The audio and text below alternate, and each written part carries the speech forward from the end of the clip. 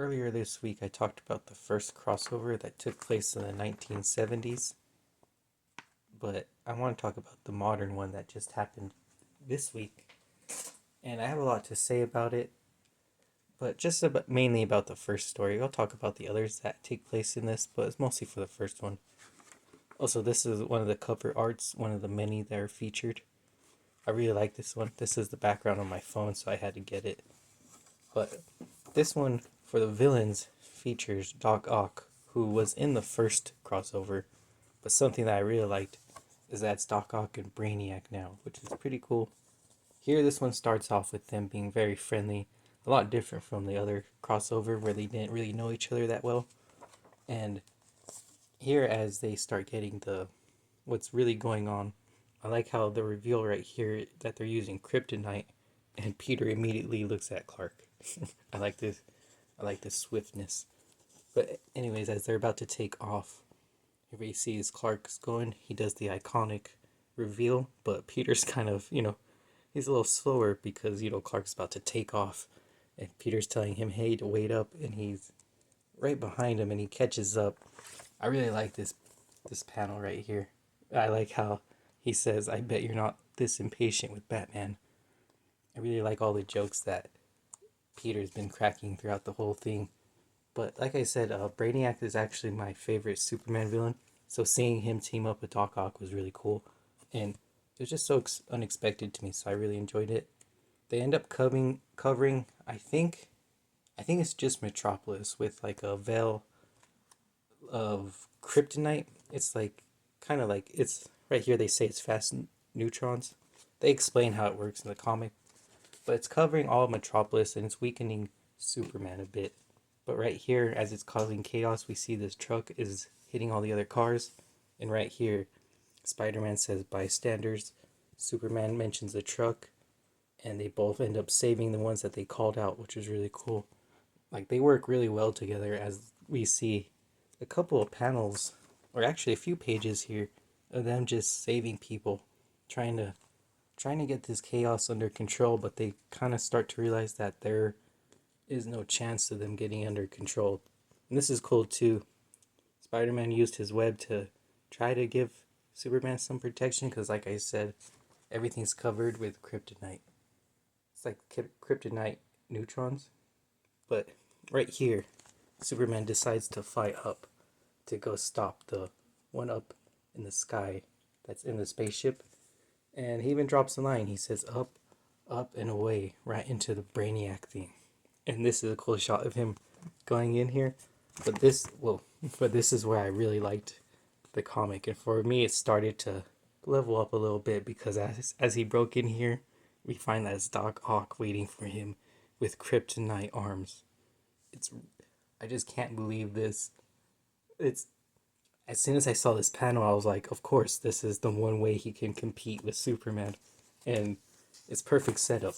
But of course, the reason why I got excited when I saw that Doc Ock is here, that means that Spider-Man is going off to face Brainiac. So, my favorite Superman villain fighting my favorite hero of all time is it was just too much for me almost. So I really liked Brainiac right here, how he reacts to Spider-Man. Of course, Spider-Man kind of freaks out because he wasn't expecting it, and they just kind of like Peter just pretty much dodges everything. He does take a couple hits because, of course, Brainiac is pretty strong himself, but we cut back and forth between each of their fights, and Doc Ock is kind of dominating because, of course, he is with all that kryptonite. But right here, we keep seeing that how Brainiac says he can calculate every one of his moves, but Peter just keeps dodging everything. Here, Superman starts getting the upper hand, and he starts appealing to the humanity in Doc. And he actually mentions that Clark wrote an article about Doc Ock, which is pretty cool. I like how the worlds I like how they acknowledge that they all live in the same world, and it feels like that in these crossovers. I really enjoy that, and it does get through to Doc Ock because he even asks that he remembers. Even though Brainiac can calculate all of his moves, Spider-Man can still beat it with his spider sense. And Brainiac even mentions how incredible his reflexes are. And that's one of the best things about Spider-Man. Because, yeah, he is really strong. But it's his reflexes and spider sense that makes him so tough to deal with. And you guys had to remember, too, his villains don't know that he has spider sense.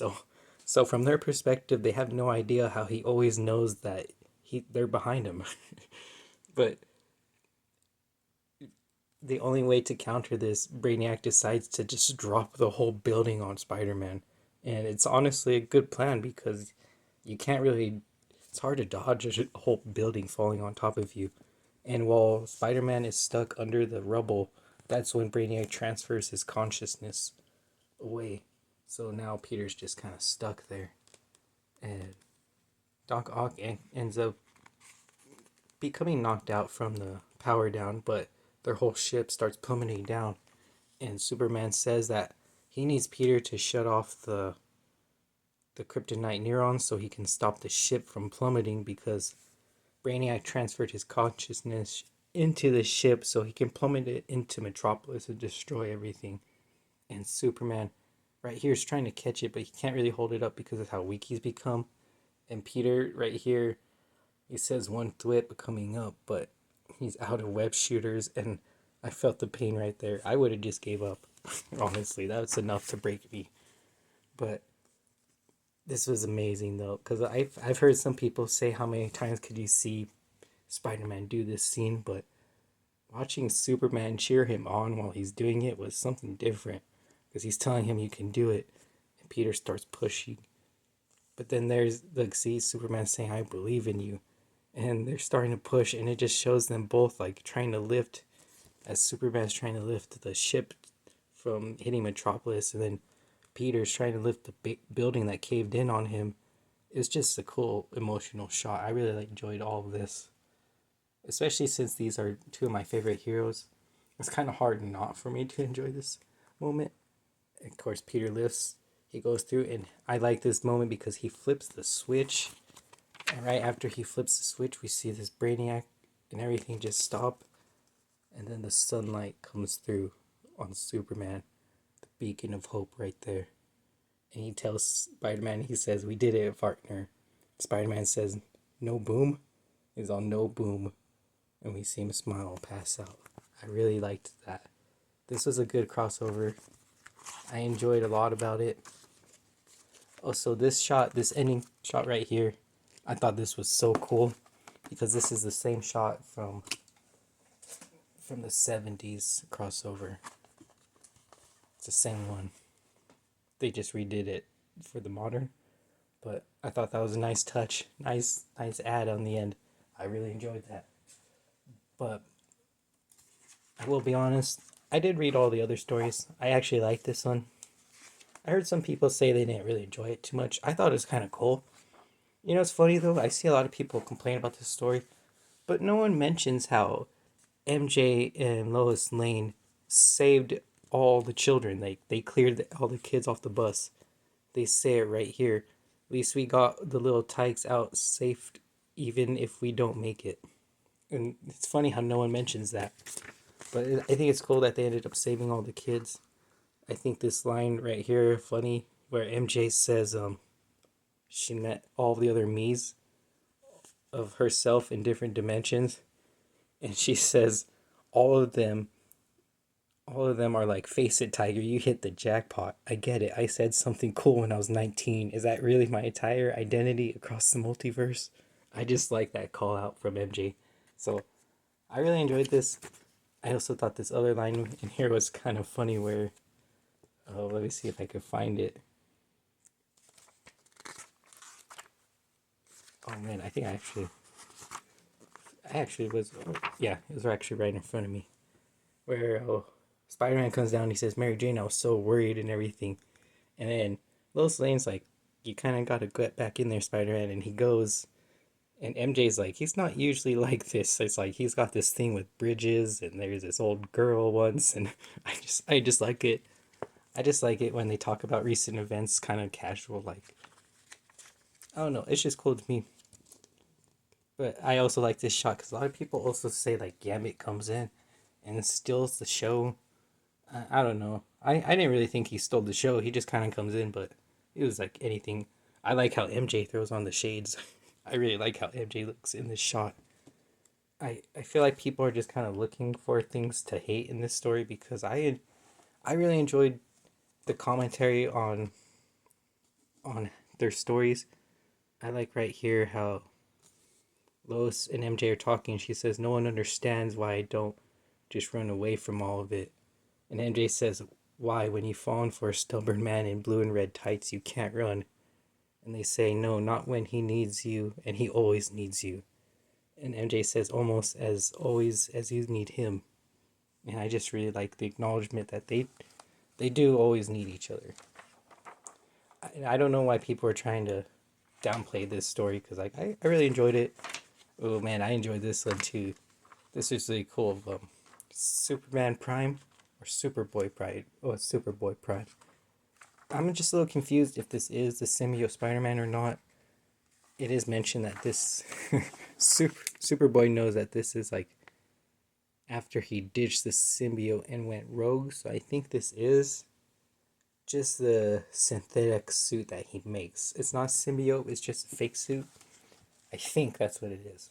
I'm not too sure. I'm just a little confused because they say that, but later on in the story, they talk as if it is the symbiote suit because Peter acts a little aggressive and he says a couple of things that, but I think it might be the synthetic one. Just don't. I'm just taking a guess here, but I also like this other crossover, and I really enjoyed it because we get some Batman Beyond. I was not expecting that. This was a really cool crossovers and stuff. Also, this one with Jimmy Olsen and Carnage, dude. Jimmy Olsen and Carnage. I can't believe this happened. I can't believe the way it ended too. Poor Jimmy. But overall, this is a cool crossover. I really liked everything. This is the best. Probably the best shot right here. The most well drawn panel in my opinion in the crossover. But I really enjoyed it. I'll be honest. If I had to rate this one, it's a solid 8 out of 10. Solid B. I definitely enjoyed the 1970s crossover a whole lot more than this one because this one is multiple short stories as this crossover felt like one big event because like I said this is multiple crossovers. This story was actually 3 prologues in 4 chapters. The 3 prologues set up why Clark Kent and Peter Parker met in the situation and why their villains met and teamed up. This just felt like a big, huge event, almost kind of like a movie with how everything was set up and how everything escalated. And like I said, I just prefer this crossover. Not saying this one is really bad, but because of so many short stories, they only had so little time they could do. But anyways, like I said, I really enjoyed this one. This is DC's crossover, I think, and Marvel's is next month. But anyways, thank you guys so much for watching. I hope y'all enjoyed, and I'll see you on the next one. Laters.